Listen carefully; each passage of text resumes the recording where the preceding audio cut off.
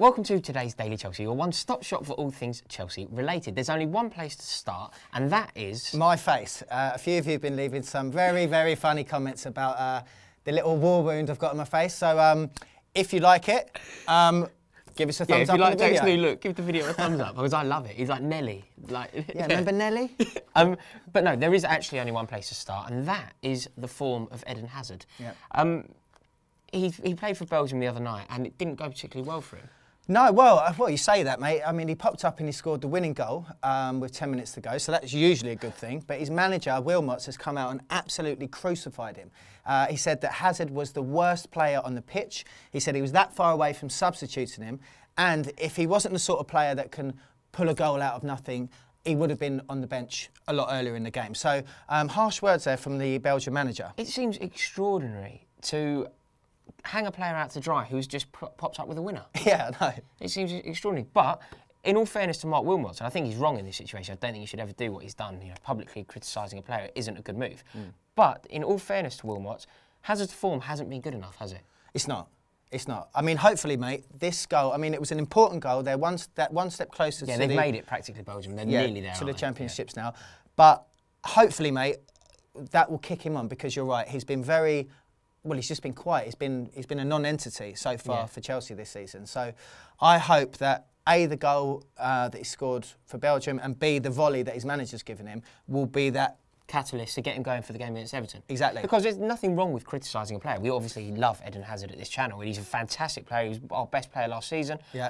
But the form this year has just not been good enough. Well, it's not what we expected, is it? No, and I can't really put my finger on what's wrong. I can't really see what he's doing differently, because we went to the pre-season games. He scored a fantastic goal against Barcelona, where he went through about 5 players, but he hasn't managed to turn it on this year at all in the league. I don't know whether it's all the accolades from last season got to him. You know, is he up there with Messi? Is he up there with Ronaldo? I mean, at the moment, he's not even up there with my nan. My prediction of him winning a Ballon d'Or within the next 2 years is looking slightly off. Looking a bit ropey now, yeah. But fingers crossed, he pulls it out of the bag and gets on the score sheet against Everton. Yeah.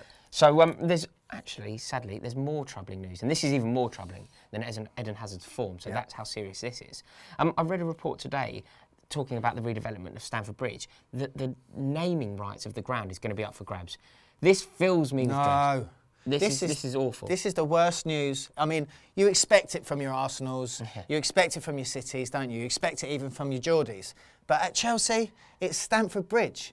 It is Stamford Bridge. And it's got to remain Stamford Bridge forever and ever and ever. I agree. That's why we've fought so hard. Like at the CPO, we fought so hard to remain at Stamford Bridge because of our affinity to the ground. Chelsea only exist because of Stamford Bridge. Peter Osgood is buried under the penalty spot at the shed end at Stamford Bridge.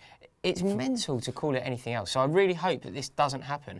And you mentioned the Geordies there. They actually fought it, didn't they? Mike actually tried to call the St James's Park the Sports Direct Arena or something, and they fought hard. So fair play to them for doing that. But isn't it still called that? But just everyone still references it as St James's. Yeah, I think they've got the advertising up on the stand, but I'm pretty sure that I think they fought it hard enough.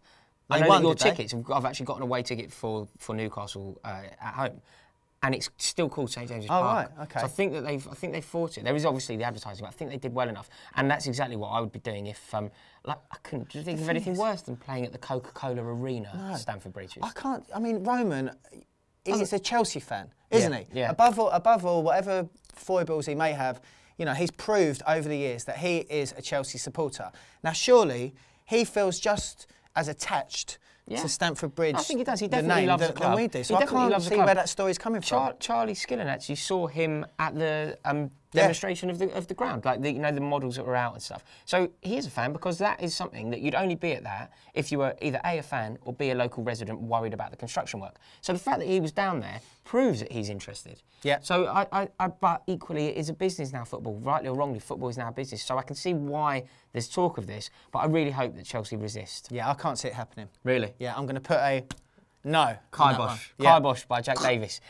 Good. And slightly better news, Chelsea put a caveat into Izzy Brown's contract. Izzy Brown is currently at Vitesse, and we have put a caveat in his contract that says that we can welcome him back to Stamford Bridge if we want him in January. This is good news. I think it's good news. I think, you know, especially you know, I know we're only a few games into the season, but you know, 1 goal for Costa, 1 goal for Falcao. Yeah. So if we get to January and our current strikers haven't been doing the job and they haven't been banging the goals in, and Izzy's been doing the job at Vitesse, in Vitesse, then.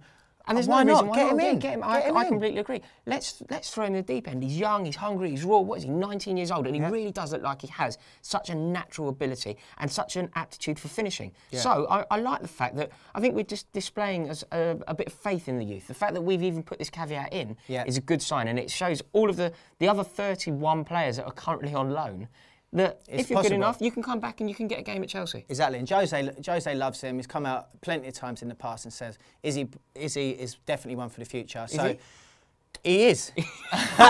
So keep your eyes peeled on that one. Wonderful. Guys, do us a favour. Please comment below and please let me know your thoughts on the Stamford Bridge renaming thing. I mean, I've read a few reports. It's all sort of slightly cryptic at the moment. Nothing is confirmed, but. This fills me with dread, but obviously I'm only a fan the way you are, so I really want to get other fans' opinions. So please comment below, let me know what you think. And remember, we're the champions, they are not. Yeah. Come on, you Blues. Welcome to Backpage Blues. I'm joined by Charlie, the Hurricane Skillen from the Mail Online, and it's time for my favourite part of the week. We're going to answer your questions. So firstly, thank you very much for getting them into us.